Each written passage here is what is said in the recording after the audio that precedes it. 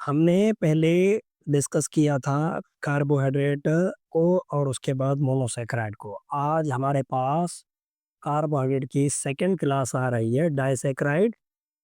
इसमें 2 वर्ड है, एक तो डाई, डाई मीन्स 2 और दूसरा है इसमें सैकरम, यानी इसको हमने क्या कहा, शुगर। अब डाइसैकेराइड में शुगर कितनी है? 2 शुगर मॉलिक्यूल आते हैं। तो पहले ये बात तय करते हैं कि डाइसैकेराइड हैं कौन-कौन से? जैसे डाइसैकेराइड में एक तो माल्टोस, दूसरा लैक्टोस और तीसरा सक्रोस। अब ये जो माल्टोस है, ये भी डाइसैकेराइड, लैक्टोस भी डाइसैकेराइड।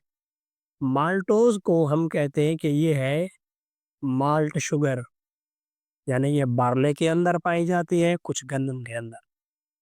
और अगर लैक्टोस है, तो ये मिठास है। ये किसका? ये मिठास होगा मिल्क का। और ये सक्रोज है, तो ये होगा शुगर केन, गन्ना। तो अब इनकी सोर्सेज भी मिल रही हैं और एग्जाम्पल भी हो गए। अब इनकी कंपोजिशन में अगर हम ये कहें कि ये बनते कहते हैं कैसे हैं, तो आप इनकी कंपोजिशन में हम हम क्या बताएंगे कि इनमें 2 शुगर मॉलिक्यूल होने चाहिए, यानी 2 मोनोमर जब कंबाइन होंगे फिर जाकर एक डाइसैकेराइड बनेगा, या 2 मोनोसैकेराइड कंबाइन होंगे। आप मोनोसैकेराइड को मोनोमर भी कह सकते हैं। तो मैंने क्या किया, यहाँ पर मैं लिख दिया कि ये है ग्लूकोज और इसके साथ फिर मैंने सिमिलर मॉलिक्यूल ग्लूकोज ऐड कर दिया। फिर मैंने यहाँ पे लिखा कि ये हो गया ग्लूकोज, और ग्लूकोज के साथ अब यहाँ मैं लिख रहा हूँ ये है गैलेक्टोज।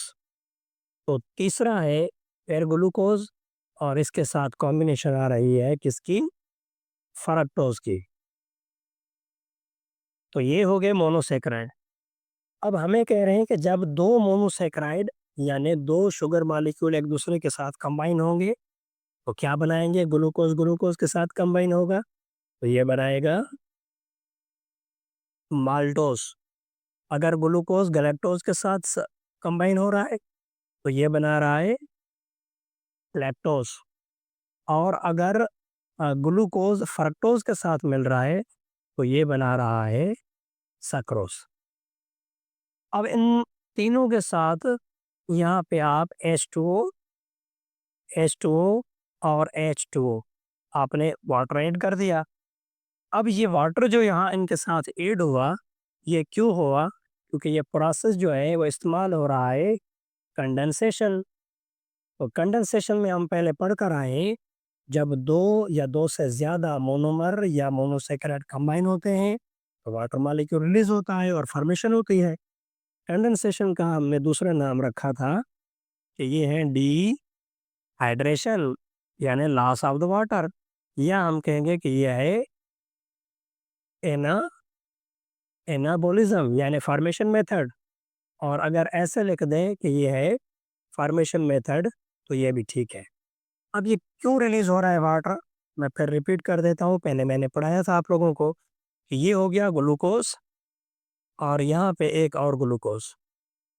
अब इन ग्लूकोज में एक यहाँ पे OH होता है और यहाँ पे एक H। तो जब ये दोनों मॉलिक्यूल एक दूसरे के साथ कंबाइन होंगे, जैसे कि ये एक मॉलिक्यूल और ये दूसरा, इसमें भी G है और इसमें भी G है, तो यहाँ से जो चीज़ रिलीज आउट होगी उसको हम क्या कहेंगे कि यहाँ से जो रिलीज आउट हो रहा है ये है H2O, यानी यहाँ पे 2 हाइड्रोजन और एक ऑक्सीजन। तो ऑक्सीजन की शर्त यही है कि ऑक्सीजन ये रिलीज आउट होता है जब, सॉरी ऑक्सीजन नहीं, वाटर रिलीज आउट होता है जब 2 मोनोमर या 2 मोनोसैकेराइड या 2 अमीनो एसिड या इनके अलावा 2 फैटी एसिड एक दूसरे के साथ कंबाइन होते हैं, तो यहीं से वाटर रिलीज आउट होगा। इसके लिए मैंने ये लिखे हैं, और जब वाटर रिलीज आउट हो तो नेम हो जाएगा कंडेंसेशन। अब सोर्सेज भी आप लोगों को मिल गई, तो इसीलिए मैंने कहा था कि कार्बोहाइड्रेट को हम क्लासिफाई करेंगे लेकिन उनको समझने के लिए आपको इन छोटी-छोटी चीज़ों को याद रखना